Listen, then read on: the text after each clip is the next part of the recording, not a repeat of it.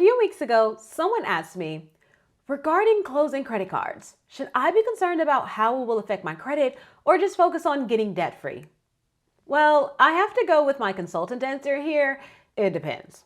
For some people, the best answer would be to focus on becoming debt-free and say to heck with your credit score.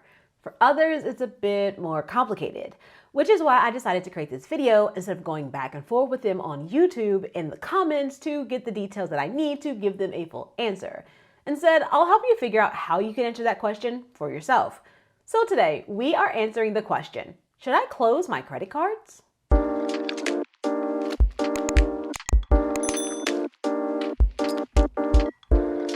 Hey dreamers, and welcome back to my channel. Or if you're new, well, hi, welcome for the first time. I'm Tiana Clewis, an author, speaker, executive pastor, and coach who's made it her mission to help Christian women trapped in the 9-to-5 life overcome the money worries that are stopping them from stepping full-time in their God-given calling. And now that you know who I am, well, let's just go ahead and hop into the video. The first thing I want you to consider is whether you're planning to need your credit score in the future. If you're eventually planning to buy a house with a mortgage, then yes, you should be concerned about your credit score. If you're obsessed with the debt-free life, like some of us are, then you probably don't need to be concerned about your credit score as much. And if you don't have enough money saved to buy a new car without taking out a car note, then you should probably be concerned about your credit score. Ultimately, if you're planning or are likely to need your credit score in the future, then you need to keep it in mind when making financial decisions.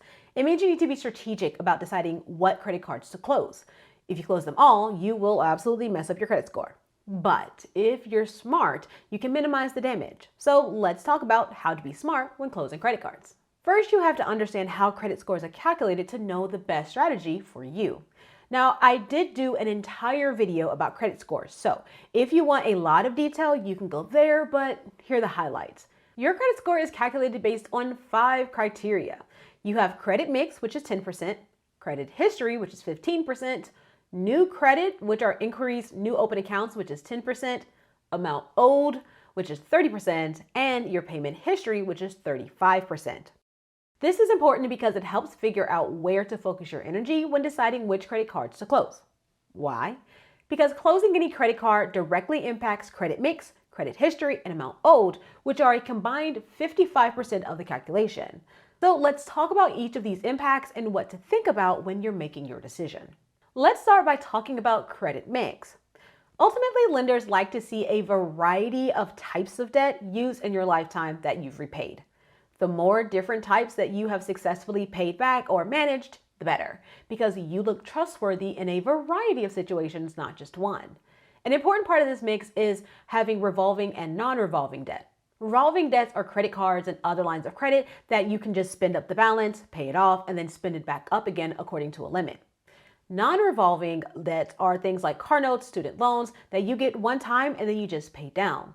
Well, since credit cards are revolving debts, lenders like them because good credit card management signals that you're good with debt, even when you have the option to just kind of keep spending. That's why closing all of your credit cards always has a negative impact on your credit score. You're reducing the types of debts that you're managing and often eliminating your only revolving debt.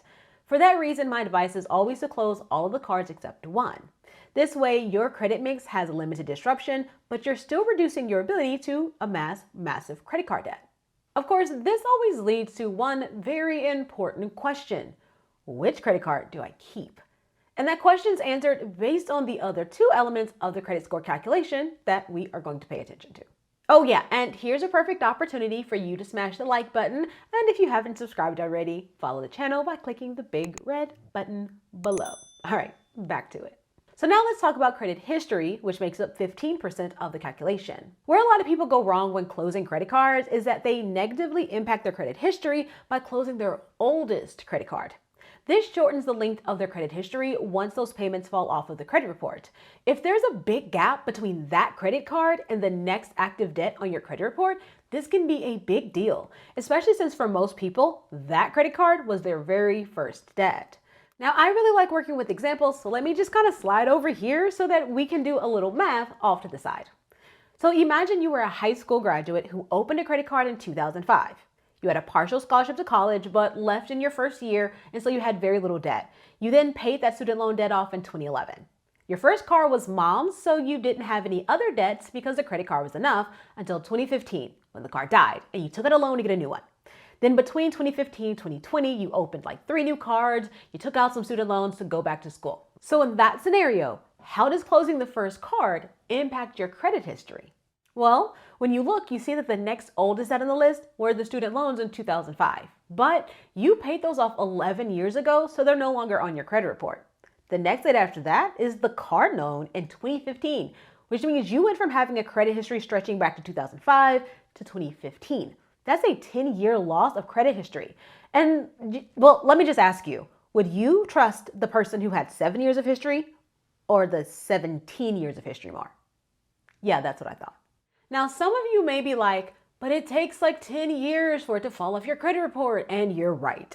A closed credit card stays on your credit report for 10 years after the date of last activity, which is what makes this such an issue for me. You close the card. Not today, not tomorrow. But 10 years later, after you've completely forgotten about it, you see a sudden dip in your credit score and you're like, what the heck happened?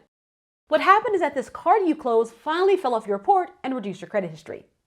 That's why you should aim to keep your oldest credit card open, especially if you'll have a big gap like in the scenario I described.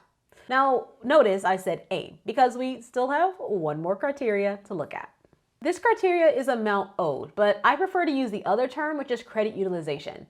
It makes up 30% of the calculation and can be a pretty big deal. But I wanted to talk about it last because oftentimes the credit card with the longest credit history for a person also tends to have the greatest impact on credit utilization. But I said oftentimes, not always, so we do still have to talk about it.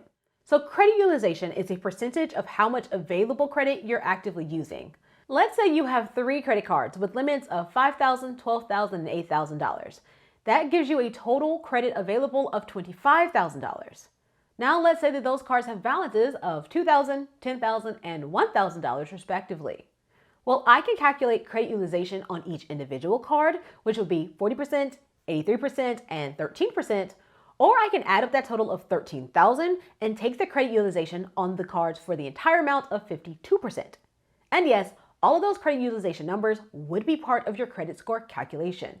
For lenders, the lower the credit utilization, the better. It means you're managing debt well and will be more likely to be able to pay back any loans because you're not already struggling with maxed out cards. So the idea here is to keep that credit utilization down, with most gurus recommending below 30%, but you know, I'm really conservative. I go for 25%. That means part of your planning when paying off debt and trying to maintain or grow your credit score is which card is going to have the least impact on credit utilization. Let's say that you're doing the debt snowball and decide to pay off the card with a $1,000 balance and close it. That means you've reduced your total credit card debt to $12,000 and your available credit from $25,000 to $17,000. Guess what? You just increased your credit utilization from 52% to 71%. Ouch. That's why I don't encourage people to immediately close credit cards while paying off other credit card debt. I say cut up the card once it's paid off so that you're not tempted to use it, and knock out the other credit cards on your debt snowball first. Then start closing credit cards. That way you don't take a big negative hit on your credit utilization in the process. I mean, you'll see a small drop in credit score because total available credit will go down once everything's paid off and you start closing cards, but it's still not as bad as the drop that comes from your credit utilization initially going up. So okay, you've paid off all the credit cards, but the one with the longest credit history is not the one with the highest available credit. Do you prioritize the history or the utilization? Again, it depends. We need to figure out how big the gaps are in credit history and available credit, then compare them. Look at your credit report to see how big the gap is between the oldest card to the next active debt. Is it small, like a year or two, or is it massive, like 10, 15 years? Get that number. Then look at your credit limits between the oldest card and the highest card. Is it small, like $1,000 or two, or big, like the difference between the $5,000 and $12,000 cards from our scenarios? Then you're just kind of comparing and picking which seems to be the best solution. If both gaps are really small, it doesn't really matter all that much. At that point, you can base it on perks for all I care. Just pick one. Now, if both gaps are really big, or it's the credit utilization side that has the big gap, you definitely want to lean on the side of credit utilization because it's the larger percentage in the credit score calculation. So keep the card with the highest credit limit in this case. And last, if the credit history gap is big and the credit utilization small, I'm inclined to keep the oldest card, but honestly, since it doesn't have as big of an impact as credit utilization, it's really kind of your choice. I just happen to be team oldest card in this scenario. And there we go. That's how I help my clients figure out whether to close their credit cards and decide on which cards to close.